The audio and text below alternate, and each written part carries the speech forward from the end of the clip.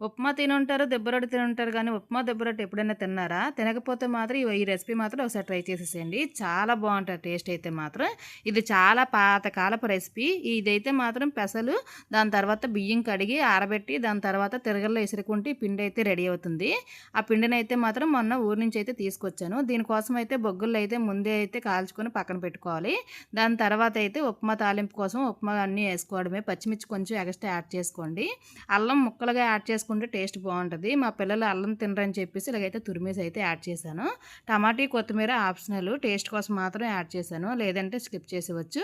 దాని తర్వాత ఒక కప్పు పిండికైతే మాత్రం కప్పున్నర వాటర్ అయితే పడుతుందనమాట. నేను అయితే 3 కప్పులు వాటర్ అయితే యాడ్ చేశాను. కప్పున్నర పిండికైతే మాత్రం. ఇలాగ ఒక ప్లేట్‌కి ఆయిల్ రాసుకొని పక్కన పెట్టుకోండి. ఉప్మాలాగే సేమ్ టు సేమ్ ప్రాసెస్ అంతా ఇలాగ ఉంటది. ఇక్కడి నుంచి అయితే ప్రాసెస్ మారుతదనమాట. కొంచెం తెడగా ఉన్నప్పుడు మాత్రమే ఇది ఉప్మానికి బాగా కలుపుకొని తడిగా ఉండాలి కొంచెం అయితే మాత్రం. దాని తర్వాత ఇలాగ పైనైతే ఒత్తుకోవాలనమాట. నేనైతే అట్ల పూలతో ఇలాగ ఒత్తేసుకొని దుబ్బరొట్టెలా చేసుకుంటున్నాను. ఆ తర్వాత దీనిపైనైతే ముందుగానే ఆయిల్ రాసుకున్న ప్లేట్ అయితే పెట్టుకోవాలి. దాని తర్వాతేమో ముందుగానే రాజేసుకున్న బొగ్గులు కూడా యేసుకొని హీట్‌గా ఉండాలనమాట. మీడియం ఫ్లేమ్‌లో పెట్టుకోవాలి. మీడియం కూడా కాదు, సిమ్‌లో పెట్టుకుంటూ కుక్ చేసుకోవాలి 10 నిమిషాల సేపు.